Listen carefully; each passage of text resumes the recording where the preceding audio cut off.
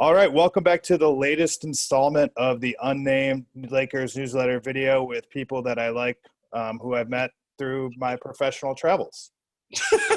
That's a lot of imaging, man. That's a lot for the big voice guy or girl, whoever has to image that. Okay, so I'll just say this. One of my basketball friends. There it is. Basketball homies unite. Yeah, that's right.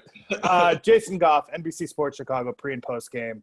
Bulls are in town this week. I'm repping my Chicago over my shoulder, Ferris Bueller. My son's name is Cameron. That's partly part of the reason why. It was a Chicago name. We couldn't name him Jordan. It was just like so tacky.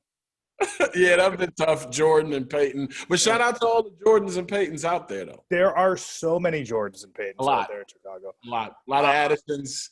You know. Oh, tons of Addisons. I'm trying to think of what would be like a good one, a good kind of weird white guy first name. If we have another son, his name's going to be Heinrich, and it's going to seem German. It's going to seem German, but it's not terrible. And he could do the floppy hair thing. It'd be great. Why don't you just go all the way with it and just call him Kristoviak? You know what I mean? Or Neely, you know what I mean? Or Bushler. Or Noach. No. Oh, Dirk Nowitzki. Short. Oh, man, listen. The Andres Nocioni era. I mean, you came and went too soon. Oh, God. But that's not why you called. No, we want to talk about another era, the Zach LaVine era. Right. Yeah, right. Not as exciting as the Noach era. But Zach LaVine and the Bulls, assuming he is not in the health and safety protocol like most of the rest of the rotation. Yeah. Scheduled to be in LA on Friday. It's all tentative these days. But the question I want to ask, Jason, I'm a Zach LaVine believer. I think he is a very good player. I don't think he can be your best player on a championship level team, but I think he can be the best player on a playoff level team. Why are the Bulls not better? So, oh, wow. How much time you got? So Zach has had a lot of different coaching. He's had a lot of different teammates. He's come off of a knee surgery. I think he's hitting his stride now in terms of a couple of years of being healthy. Yeah. Zach has unlimited offensive talent, right? Zach's handle is tight enough. His shot making ability. I think he's top 10 in tough shot makers in the league. His athletic ability, obviously. He's one of the most underrated shooters in the league. Yeah. And when he gets it going, like he did against who played the Dallas Mavericks, that was something to watch. 21 and a quarter.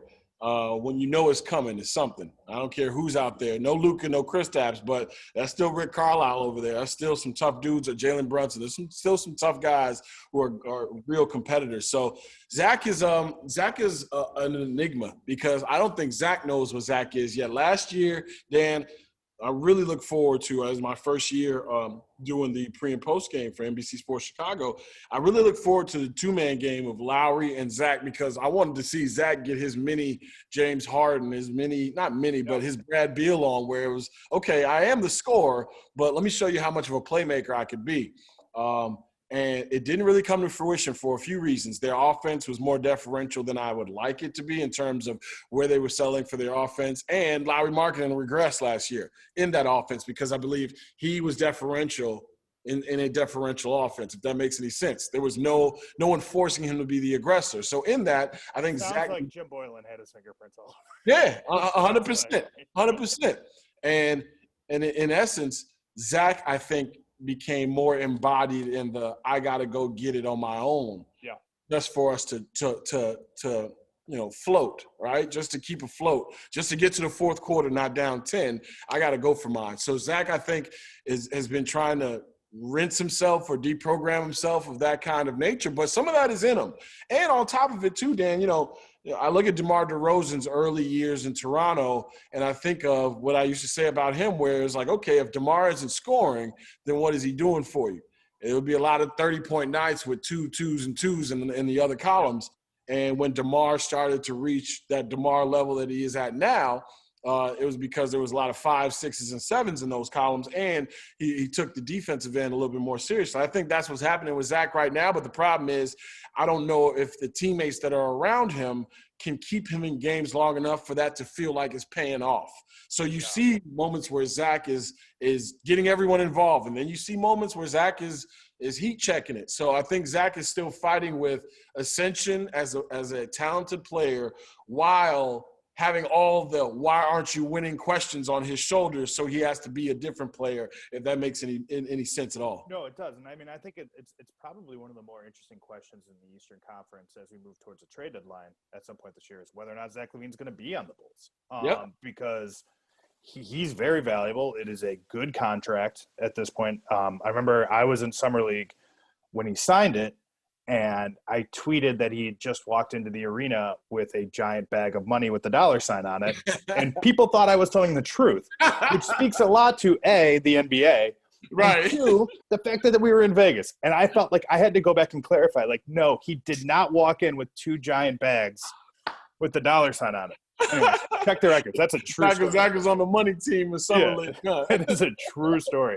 No, but I think the question with him, right, is like, okay, so can he be a secondary or a third kind of option on a team? And like you said, can he do the other things to win? Because it gets tricky. There, you can be kind of like too good to be a role player. Yeah. And he is too good to be a role player, I think. Josh Smith got locked in that for a long time in Atlanta, where he was the best player on that team, but there was still some flaws in his game that would keep that team from being a real playoff contender with him at the helm. And it's sort of, I think, as the new front office in Chicago tries to figure things out. I mean, obviously, I think LaVine is probably the biggest decision on their plate as they kind of move forwards here. I am curious, he is, you mentioned DeMar DeRozan, Zach LaVine, an LA guy through UCLA, obviously he's from Seattle. But I think the passing and the trying more on defense, the rebounding numbers, he is a way too good of an athlete not to rebound more. And I think that to me is like, you take someone with, like, he's more skilled, I think, than, like, say, Russell Westbrook, right? But, like, he doesn't do sort of the snarly things that makes Russell Westbrook, to me, still a really exciting player and a guy that I would still want on my team. Listen, Dan, there's a reason why this team has won the amount of games they have over the last couple of years, too. Fred Hoiberg and Jim Boylan both questioned this team's toughness. And then Billy Donovan got it, and Billy put it in different words, and the only words that Billy could put it in, which I truly am enjoying. My favorite parts of Bulls games great. Now are listening to him talk about people in no uncertain terms, but if you miss it, you'll miss it. But he's laying the challenges out to everybody. And as you mentioned, I don't know that this front office is married to Zach LaVine. They're not. They're married to Patrick Williams. They drafted him 4th overall. Everybody else is on job interview status. So, Zach is a player who the mistakes that are made, and it's going to sound like I'm hating, but I'm as big a Zach LaVine fan, a bigger one than I thought I would be, because I thought he was empty calories for a long time. I'm with you. I got a chance to see it on a nightly basis where it's like he could not be some nights, but there's some nights where the drifting takes place. And Billy Donovan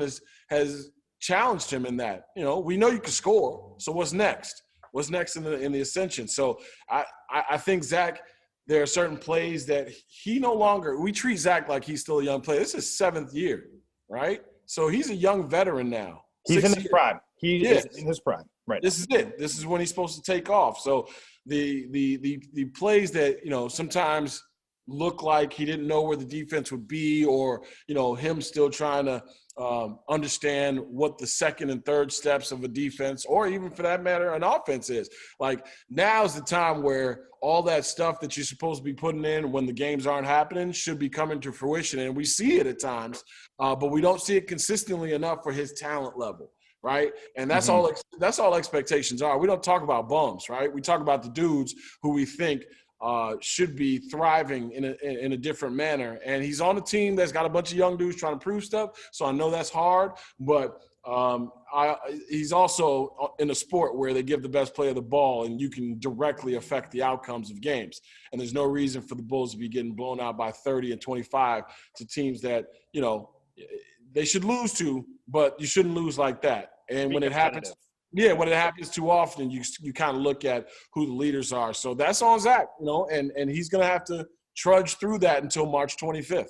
I look at the back part of their roster, Jason, because that's sort of, for our purposes here in LA. I mean, you're talking about a team like the Lakers that come late February might want to pick off a rotation guy. The Clippers certainly might want to pick off a rotation guy or two. There's two that I think that are on the Bulls roster that intrigue me more than any other. Can I say the two? Yeah, I guess. Is it Otto Porter and Garrett Temple? Garrett Temple's one of them. Otto Porter, I think, is a little pricey and trying to put together 28.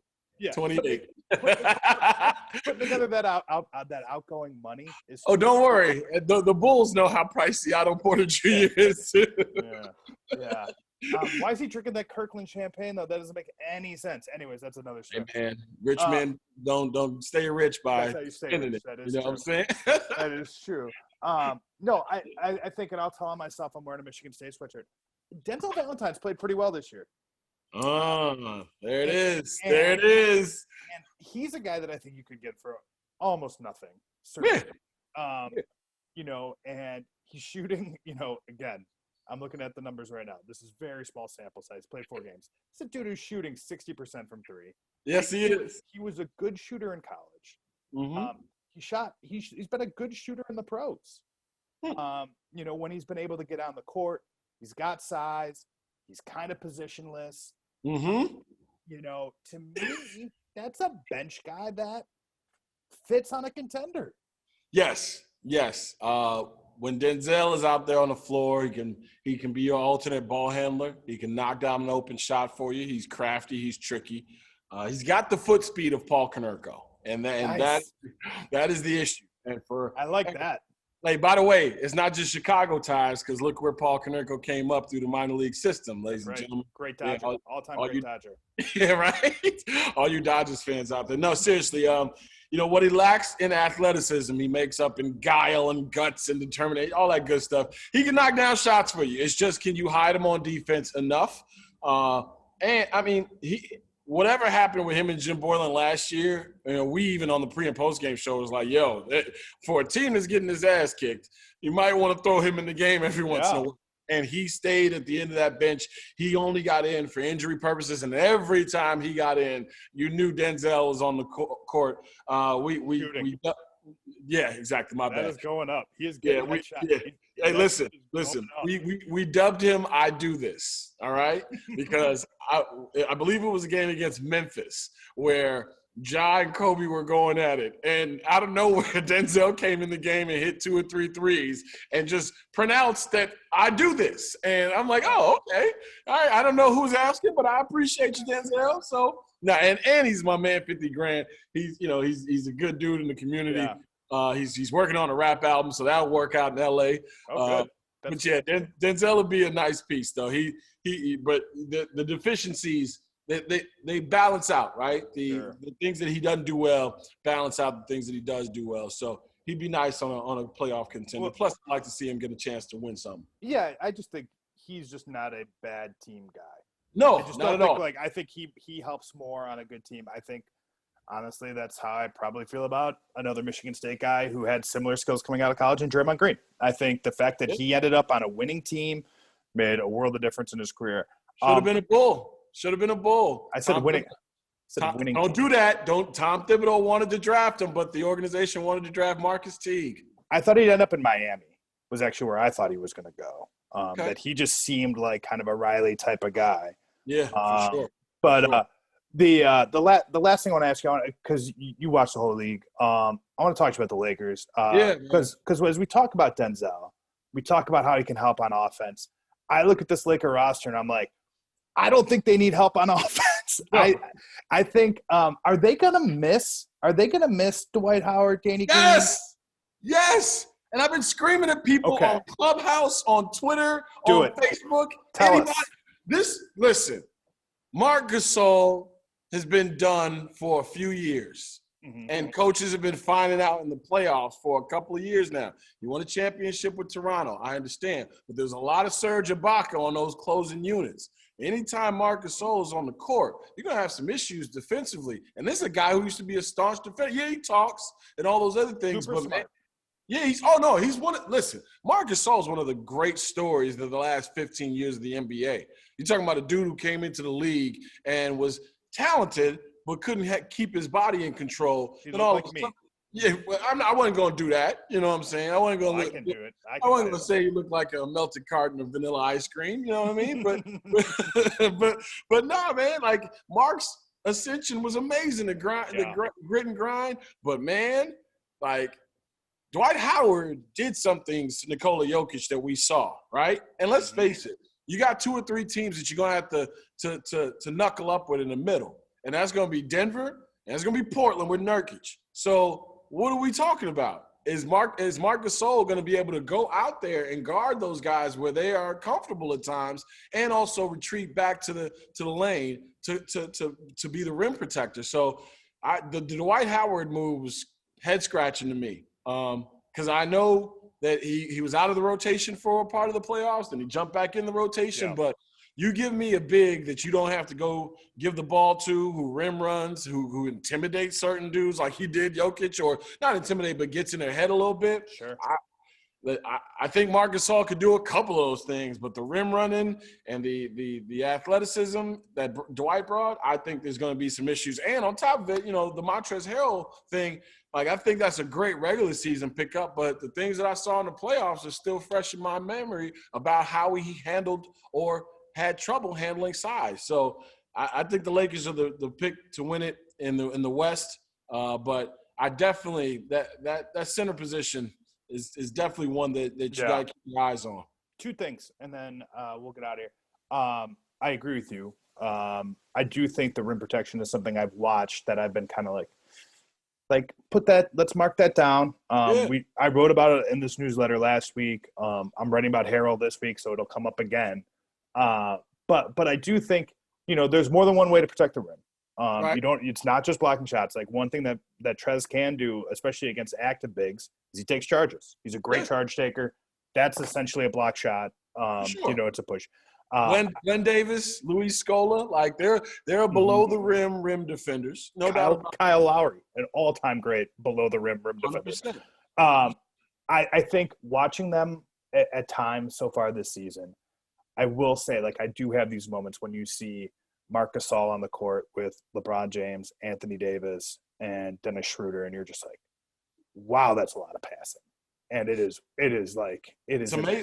an everybody eats offense that way.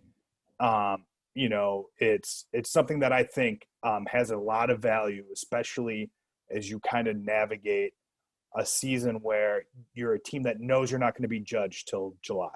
Right. So and that's a grind. So you got to get through that. And I think that's a really good way to do it, right? It's a little less drama, all that stuff. That being said, those playoff series, when they come, when it is Yusuf Nurkic, when it is, Nikola Jokic, maybe even it's Joel Embiid in the finals, you're going to have to fight. And is it going to be Marc Gasol? Is it going to be Anthony Davis, who doesn't want to play center? Exactly. Is it going to be Montrezl Harrell? One name I will put out there. This is this is pure speculation. Let's watch the Hassan Whiteside buyout market. I'm just gonna put that into the universe. Perfect for them. As just sort of somebody who I think could get in and fight in those situations. We'll see what happens with the guy who would need a guy who needs a championship, attached to his name if he's going to get money that he wants going forward, right? Like going through it and getting through the process. Prove that you can be a winner. JaVale McGee did it. JaVale did it in Golden State. It has worked wonders for his career. Can they do something like that? I'm a little surprised they didn't kick those tires, and I don't know, maybe they did in free agency. It's not like Hassan Whiteside got money. He did. Right. But I think to me that's sort of the one thing. But look, it may be better to have Hassan Whiteside around for a month and a half than it is for 5 months. Like that's certainly possible.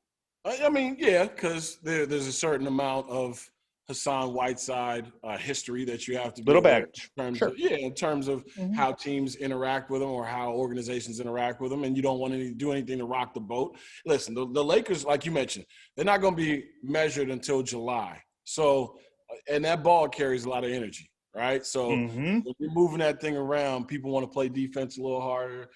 They know that they should be ready for certain shots that they're going to get when May, June, July roll around. So, yeah, being on that team right now offensively, you got to be thinking that everything is glitter and gold. Dennis Schroeder especially, because, I mean, that dude's gone from Atlanta to Oklahoma City to this now, and this is a place that's not asking him. I don't know, but, Dennis likes to put it up. So this ain't a place that's going to get mad at Dennis if he puts it up because, they need shot makers. And I think Schroeder is definitely a terrific shot maker now. We'll have to do this later this year and talk about Schroeder because his career well, too, from Atlanta and stuff like that. Yeah, but Jason, thanks so much for doing this. I appreciate it. This is fun. This is fun. It's good seeing you. I hate that I'm not going to be in Chicago when the Lakers are there at the end of the month. That pains me. But next time I'm in town, we'll have to grab a Revolution, maybe go to Peace, get a slice. I'm down. And we'll chop it up again. Anywhere you want to go in the city, you already know we got reservations made for you, Dan. That's right. The city is proud of you. The city is proud of you, and we love you, brother. Yeah. You know that. All right, NBC Sports Chicago. Check out the Bulls podcast. If you're thumbing around and you can get NBC Sports Chicago, watch the pre and post. It's an awesome show. Sure. Great guys. Jason, thanks again, man. Appreciate you, brother.